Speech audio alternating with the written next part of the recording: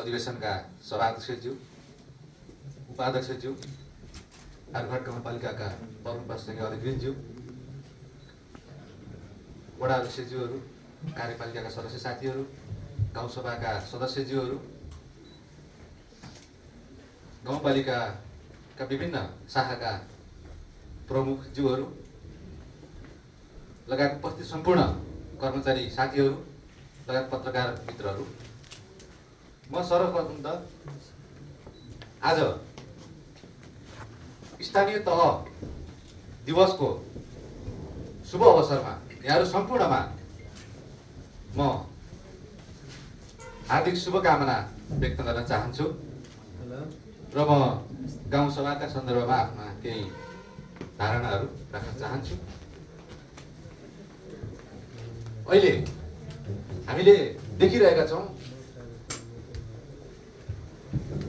राष्ट्रिय रूपमा प्रतिक्रियावादीहरूको सक्रियता अत्यन्तै बढेको छ। यो के कारणले भन्दाखेरि स्थानीय तह संघीयतामाथि नै जुन अहिले प्रहार भइरहेको छ, यो किन भइरहेको छ? हामी आम जनप्रतिनिधिहरूको कार्यशैली, हाम्रो जीवनशैली र हाम्रो जनताप्रतिको जुन समर्पण हुनुपर्ने थियो त्यसमा कमी भएको कारणले गर्दाखेरि अहिले प्रतिक्रियावादीहरू सलग्लाइरहेको र संघीयतामाथि नै कालो बादल मडाइरहेको जुन अवस्था हामीले देखिरहेका छौँ, यसप्रति पनि म आम गाउँसभाका सदस्यज्यूहरूलाई म निवेदन गर्न चाहन्छु। हामी अहिले हाम्रो कार्य अवधिको तेस्रो वर्षमा प्रवेश गरिसकेका छौँ। तेस्रो वर्ष लगभग पुरा हुने अवस्था छ। हामी 60% हाम्रो कार्यकाल लगभग सकिसकेको छ।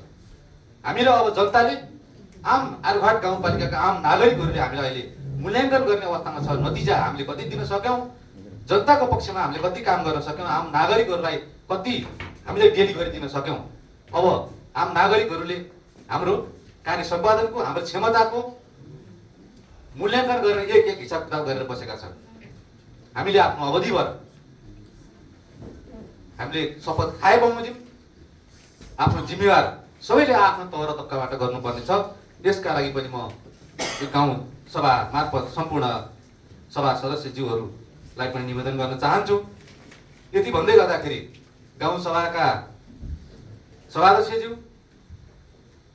गाउँसभाका सदस्यज्यूहरूलाई ज्ञात हुनुपर्छ गाउँपालिकाभित्रका विकास निर्माणका गतिविधिहरू कसरी अगाडि बढिरहेका छन्, यहाँको आवश्यकता के हो, जनताको अपेक्षा के छ र हामीले कसरी काम गरिरहेका छौँ, म बुदागत रूपमा चाहिँ म जानकारी गराउन चाहन्छु।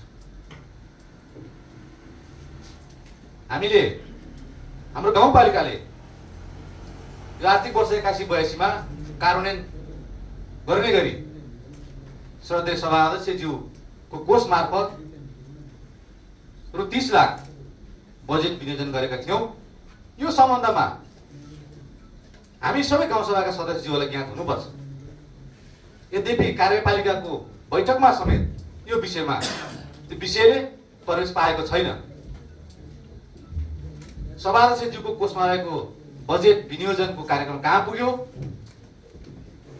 कम्तीमा पनि कार्यपालिकामा त भएन। सभा मार्फत सभा सदस्यज्यूहरूलाई ज्ञात हुनुपर्छ भन्ने चाहिँ मैले ठानेको छु। त्यसै गरी सभाध्यक्षज्यू मात्रै होइन, उपाध्यक्षज्यूको व्यक्तिगत नामबाट पनि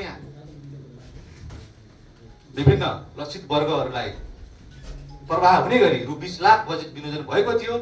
यो कार्यक्रम कहाँ पुग्यो? कम्तीमा पनि यो सभा मार्फत यहाँले अहिले प्रश्न पार्नु हुनेछ भन्ने पनि म निवेदन गर्न चाहन्छु।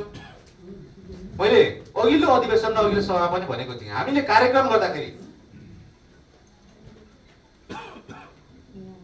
वडा अध्यक्ष, गाउँपालिका अध्यक्ष, उपाध्यक्ष कसैको व्यक्तिगत नाउँमा नभइकन जनताको नाउँमा काम गरौँ।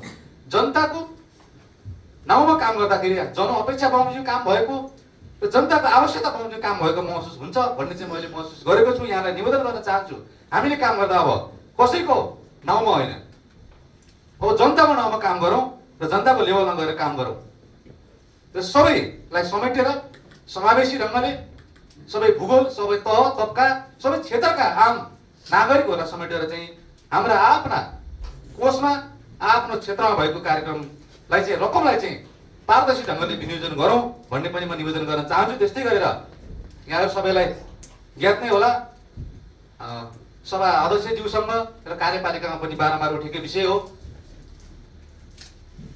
सङ्घ सरकारबाट रु 1 करोड बजेट शहरी विकास मन्त्रालय मार्फत विनियोजन भयो। त्यसको शीर्षक आरुघाट, चनौटे, फुलपाती भन्ज्याङ, आरु आरबाङ, थुमी, लापु सडकमा चाहिँ काम गर्ने गरी रु 1 करोड बजेट विनियोजन भयो।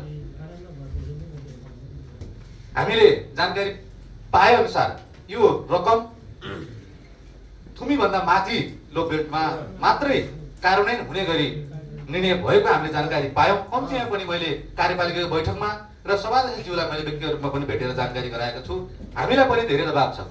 हामीले बाहिर सार्वजनिक स्थलमा, सार्वजनिक ठाउँमा हामीले आन्तरिक कुरालाई सभाभन्दा बाहिर, कार्यपालिकाभन्दा बाहिर गएर हामीले होला गरेर सामाजिक सञ्जालमा अनावश्यक कथा हामीले लेखेर हिँडेका छैनौँ। सम्बन्धित ठाउँमा, सम्बन्धित सभामै हामीले यो विषयलाई उठान गरेका छौँ। कम्तीमा पनि वडा नम्बर 9 को आवश्यक ठाउँहरूमा, 10 को चनौटेको घुम्तीमा अत्यन्त आवश्यक छ, त्यहाँ मोटरसाइकल पनि उक्ने अवस्था छैन।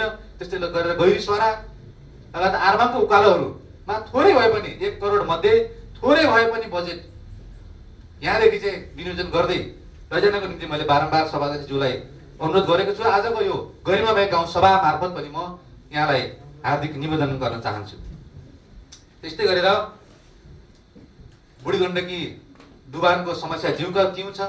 आरुघाट गाउँपालिकाकै समग्र आर्थिक अवस्थालाई निर्णायक रूपमा चाहिँ निहाल्ने ठाउँ आरुघाट बजार डुबानको जुन समस्याले गर्दाखेरि यहाँको आर्थिक, यहाँको आम नागरिकहरू दैनिकी समेत प्रभावित भयो।